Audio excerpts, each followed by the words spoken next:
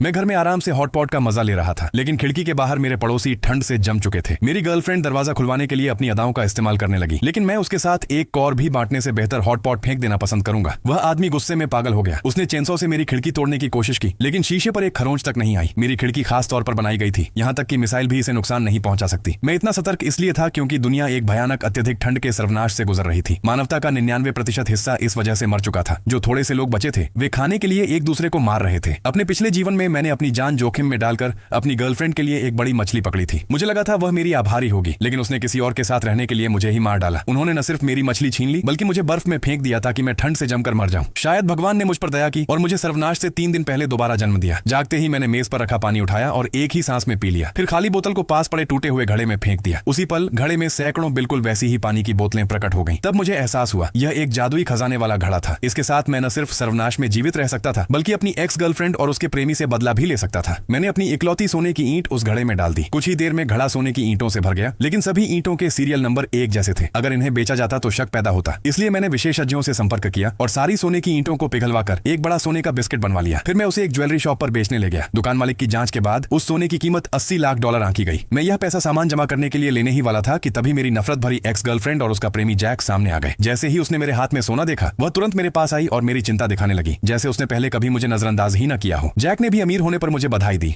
और बदला भुलाने के लिए शराब पीने का सुझाव दिया। मैंने हामी भर दी, लेकिन मुझे अंदाजा नहीं था कि वह कुछ अजनबी लोगों को बुला लेगा और बेहद महंगा खाना मंगवा देगा। साफ था कि वह मुझसे बिल भरवाना चाहता था। मैंने उन्हें नहीं रोका और उन्हें खुलकर खाने पीने दिया। जब वेटर $2 लाख का बिल लेकर आया तो जैक ने जानबूझकर अपना फोन बंद कर दिया और कहा कि बैटरी खत्म हो गई है। मैं उसकी चाल तुरंत समझ गया। बिना पीछे देखे मैं वहां से चला गया। आखिरकार जैक को पूरा बिल खुद ही भरना पड़ा। कुछ ही समय बाद अत्यधिक ठंड का सर्वनाश आ गया, लेकिन इस बार मैं पूरी तरह तैयार था।